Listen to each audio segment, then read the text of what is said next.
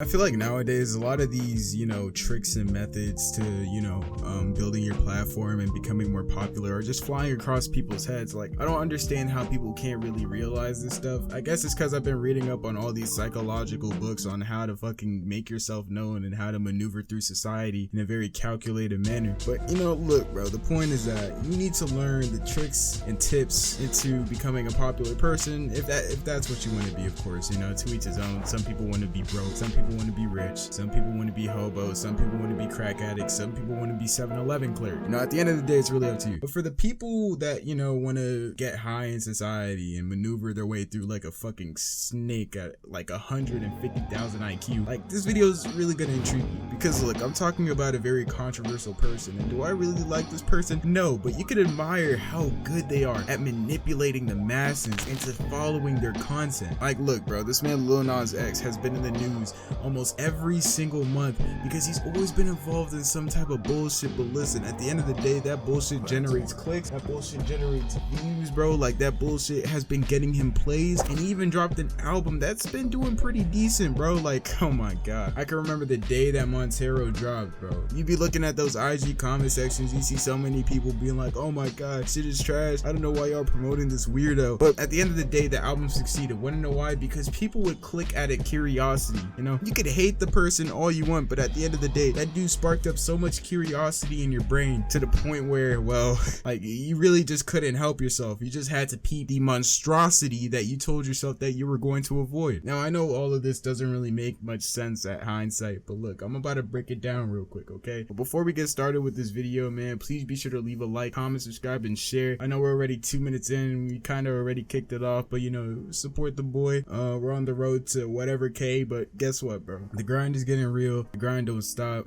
Ready to get back into this shit. And without further ado, man, let's get started with it. Now, I can't really pinpoint the exact start of this whole LIl Nas X thing, but look, LIl Nas X has been popular for a long time. I use this guy because he's an excellent example of somebody who can manipulate the masses on social media. It's something that's not really hard to do, but at the same time, you have to have some type of controversy or some type of huge thing going on in order for this thing to succeed. I guess we could go back to the blood thing with the shoes and stuff, and the limited edition Air Maxes that he was selling to people, limited edition, and Nike ended up suing him. That ended up getting a lot of attention. And at face value, right, you can look at this situation and you could say, well, LIl Nas X made a stupid ass mistake. Why the hell would he do this? Nike's gonna sue the hell out of him, blah blah blah blah blah. But bro, let's be honest, most of the time when it comes to these situations, it's kind of easy to back out of. I mean, there's a reason why LIl Nas X is still chilling. It's because he stopped the sale after a while. He let it build up all this attention. He let all of these people speak his name, either negative or positive. At the end of the day, he got exactly what he wanted, which was volume. People continue to click on stories with his name because he generated so much attention from blood limited edition shoe, right?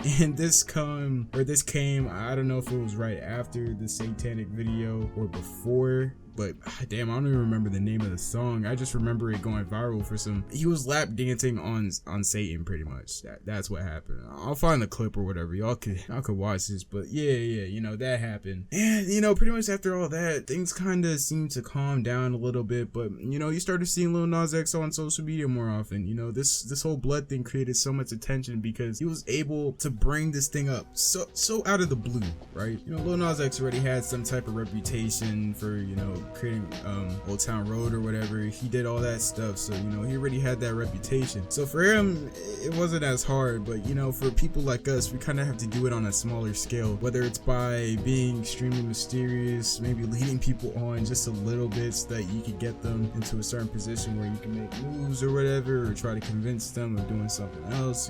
It's a lot that goes into it, but LIl Nas X succeeded in doing this at a very high scale because at the end of the day, social media moves like light years. One little fuck up and everybody sees it. So it's cool, whatever. But yeah, that happened, and you start seeing LIl Nas X more often. LIl Nas X starts dressing up all weird and shit because obviously he's an openly gay man. How the internet does with openly gay men. They had a field day with that shit, especially on Instagram. But yeah, that happened. He got into a few controversies. People are trying to cancel the dude. People are shitting on his upcoming album Montero before it even drops. tips, you know, all this stuff is going on. And, you know, at face value, like I said before, it may seem like it's working or it's effective, and it may seem like it's hurting his brand, but really all people are doing is bringing more attention to him, thus bringing more volume. Look, something people need to understand about social media is that negative words don't really hurt the creator the same way it would in real life. If there were a mob of people that stood at your door and started cussing you out, you'd feel some type of way about it because you feel like you're being attacked by everybody. But if that happened on social media, more specifically things like YouTube, like say your video got like 1,000 dislikes and 500 likes, like you see it in a way like, bro, those people, they dislike the video, but now my video might be on a recommended page, and sure, it might have a bad rating, but now it's getting clicks. Now it's on people's recommended pages, now it's on people's search links or whatever, now it's on people's up next, new uploads. Like now your thing is spreading across and more people are seeing it by the day. And you know, those things can be negative, but they're also bringing a lot of new people to your thing, whether it's a small amount or whatever. But look, bottom line is that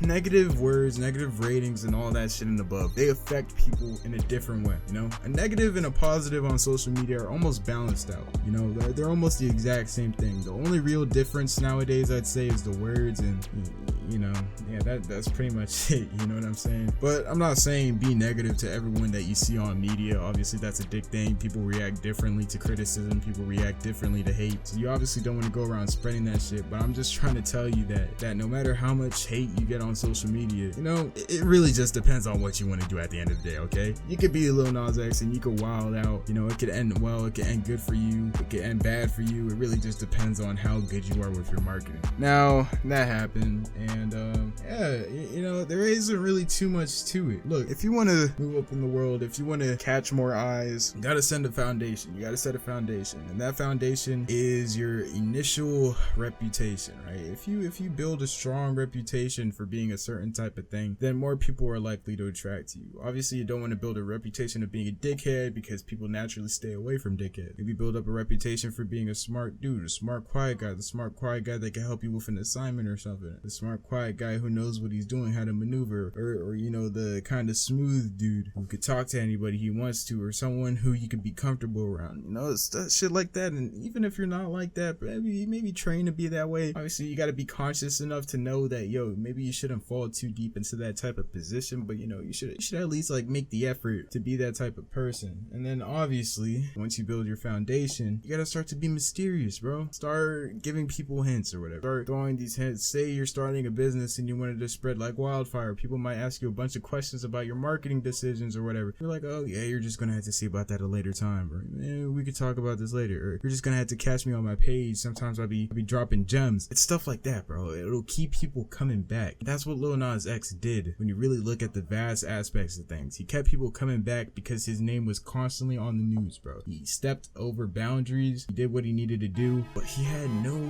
real intent at the end of the day, or it seemed that way, you know? Whether it was for marketing or not, bro, he mastered this, you know?